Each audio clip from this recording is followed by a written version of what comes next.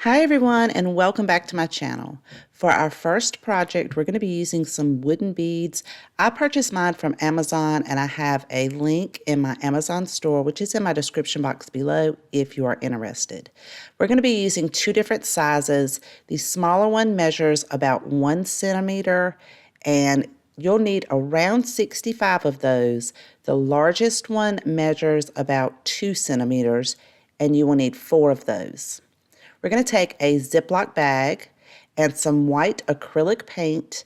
We're just going to put a couple of squirts of paint inside of the Ziploc bag.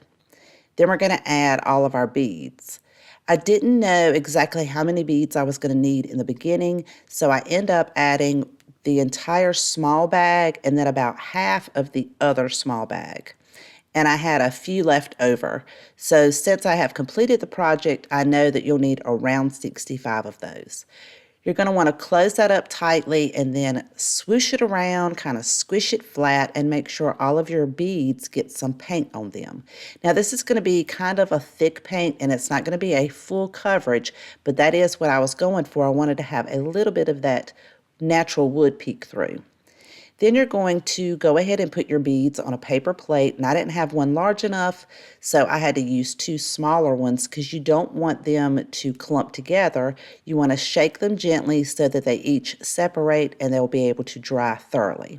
And here I'll show you a close-up as to what I'm talking about, them not fully covering. If you want full coverage, you may need to add a little bit of water to thin your paint out. Now we're going to take 2 of these gorgeous signs from Dollar Tree. We're going to remove the hangers from the back. I'm going to use my heavy-duty staple lifter, which I have in my Amazon store as well, to remove those.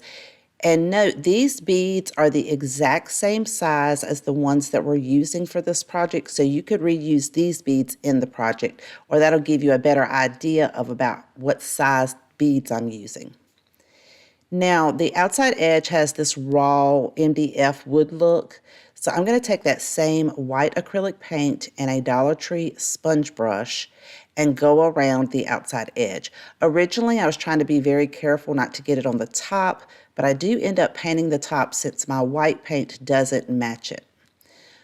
We're going to go around the edge for both of the signs as well as the back. So I'm trying to be careful as I'm going around the back because I originally thought I only needed it on the edge, but I end up painting the entire back because you want it to have a nice finished look, and you could potentially see parts of this when the project is complete.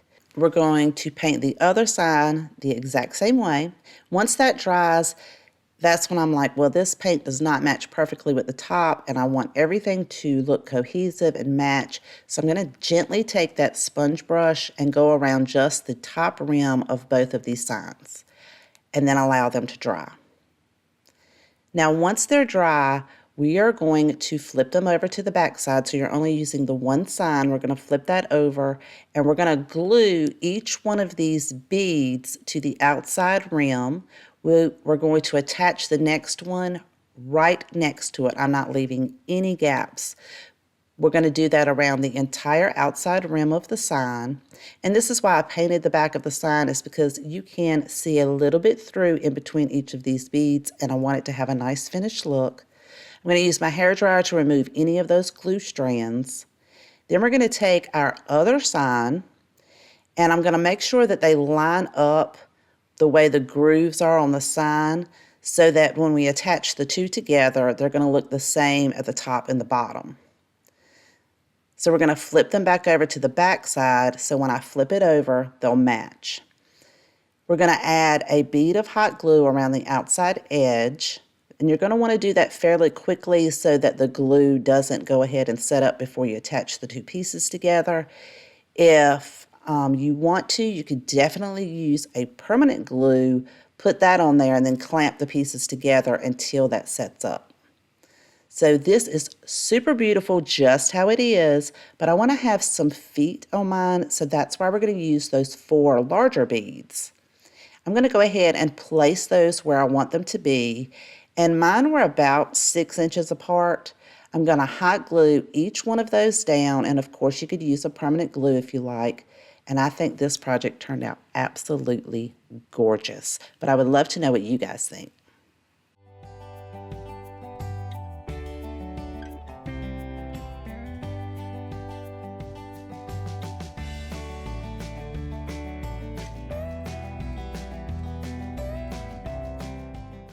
For our next project, we're going to be using one of Dollar Tree's arched photo frames. Go ahead and remove any of the labels that are on there and sand that down to remove that glue, as well as that clip. Just set that to the side. We'll add it back on later on in the project. I'm going to be painting mine with Waverly's Antique Wax. I like to use a small brush and make sure I get inside all of the outline of the frame as well as the outside. And I like to do the inside of that outline first so that when I apply the paint at the top, it'll smooth out any of that excess that may have gotten on there as I was painting the inside of the frame. Then I like to take a dry paper towel and blend that in. I'm going to do this one section at a time so that the wax doesn't dry out before I can blend it in with that paper towel. We'll do the entire frame, and I went ahead and did the back side as well because when you set that up, you'll be able to see it. We're going to go ahead and reattach our clip. Now, you could leave it just like this and put a beautiful photo in there, but I want to make mine where I can change it out for every season. So using that photo card that came with the frame, I'm going to trace and cut out a piece of nice thick cardboard, and I'm using my power scissors. I love those things. That's listed in my Amazon store. I'm going to paint mine with 2 coats of Waverly's chalk paint in the color Celery, which is the most beautiful green when it dries. It's absolutely gorgeous. Then I'm going to take a piece of twine and I'm going to hot glue this around the outside edge of this piece of cardboard to give it a really nice finished look.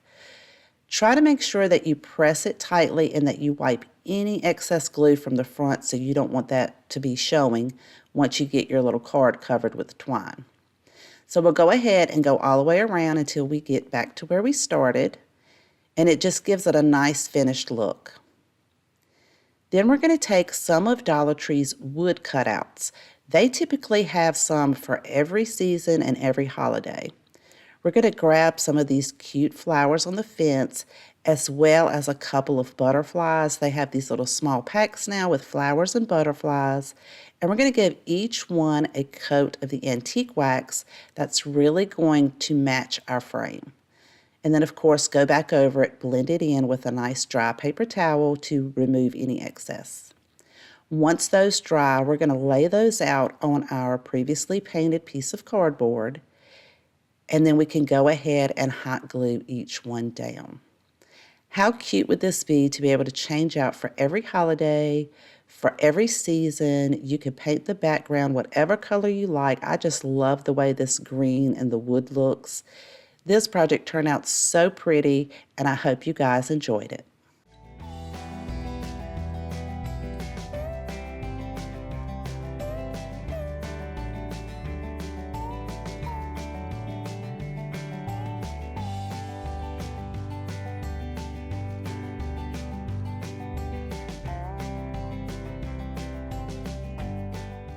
For our next project, we're using some of Dollar Tree's miniature wood flower pots. They come in a pack of 3 with 1 larger one and 2 smaller ones.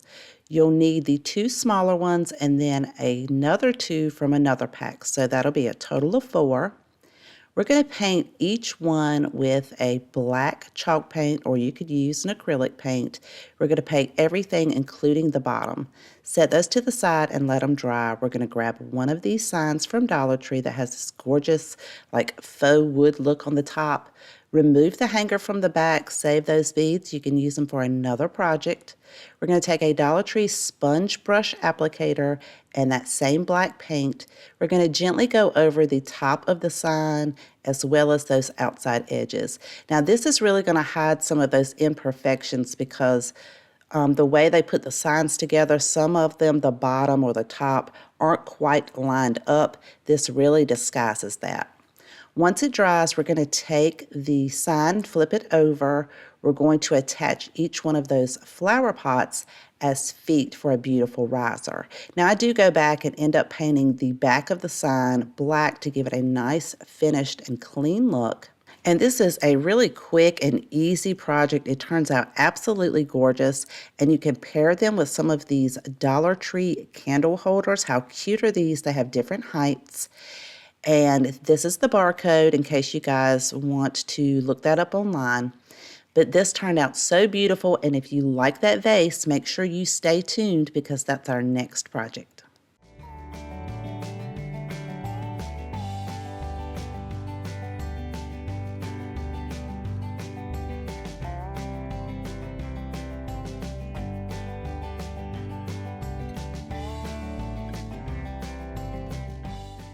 Project number 4, we're using one of Dollar Tree's glass hurricane vases. I'm going to take a Tupperware dish and some white chalk paint and mix that with a little bit of truffle chalk paint. Blend that very well. It's going to give you a very muted brown color, like a creamy brown. We're going to take some baking soda. We're going to add 1.5 spoonfuls to begin with. Mix that very, very thoroughly. Make sure you get all those clumps out. This is going to give us some nice texture. I added about another 1/2 spoonful because I wanted mine to have more texture to it. Once it's blended, we're going to take and paint our bottom of our hurricane glass vase. And then we're going to work our way up to the top. So I'm trying to keep some of those brush strokes out and keep it even going around, but I want some of that texture to show through.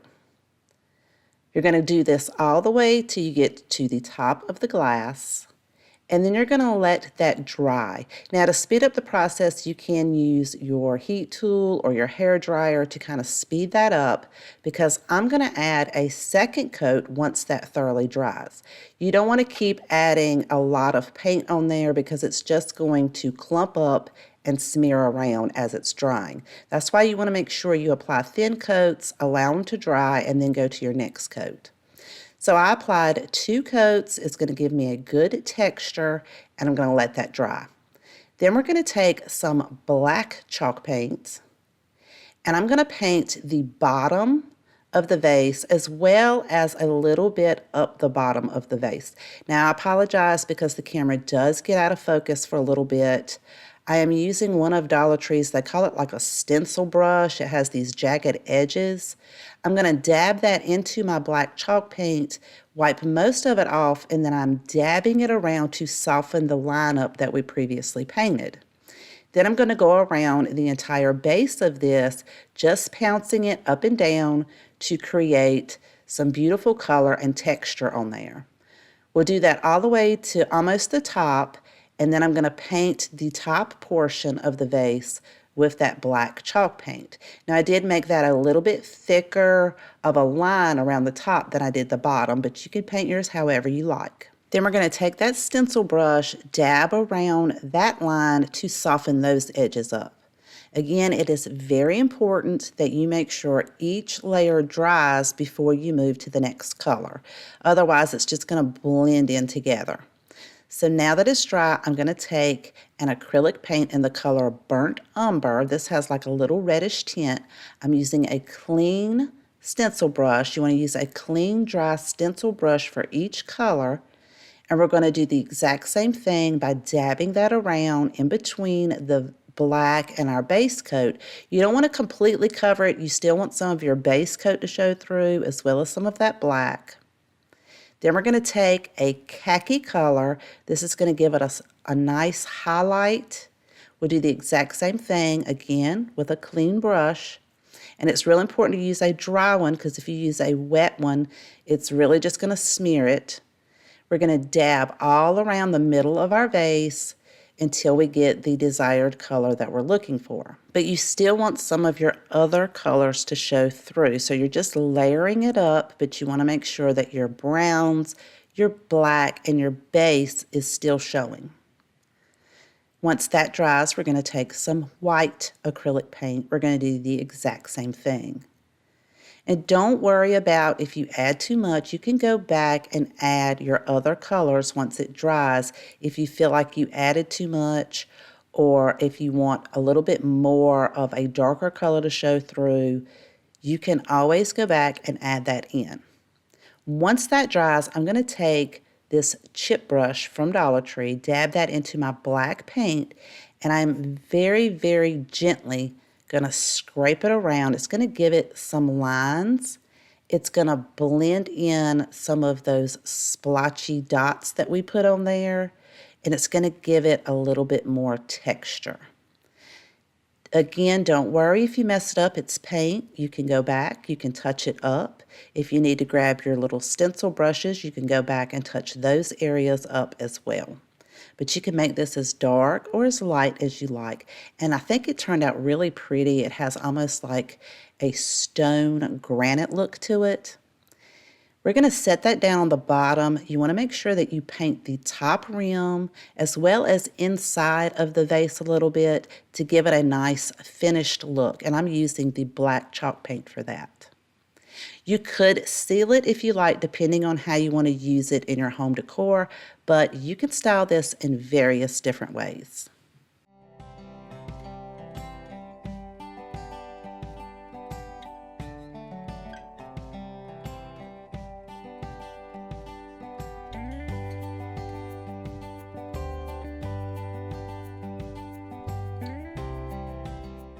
For our next project, we're using one of these signs from Dollar Tree. We're going to remove the hanger as well as those staples. You could save those beads for another project, or you can reattach it to this one at the end. I'm going to take some antique wax and a sponge brush, very carefully go around the outline at the top of the sign as well as the outside edges, and blend that all in with a dry paper towel.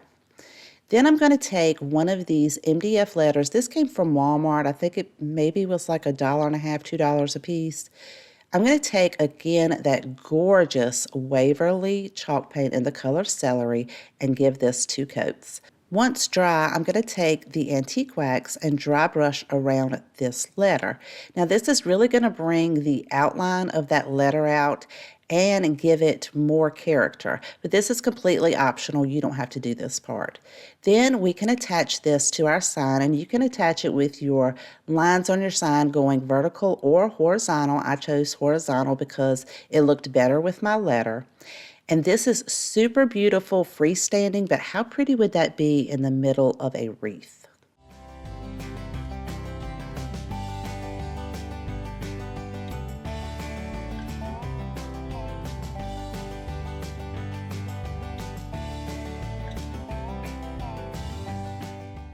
I hope you enjoyed today's video and found tons of inspiration. And if you have a favorite, let me know in the comment section down below. I always love to know which one is your favorite. Thank you so much for spending time with me today. Please take care, and I will see you guys next time.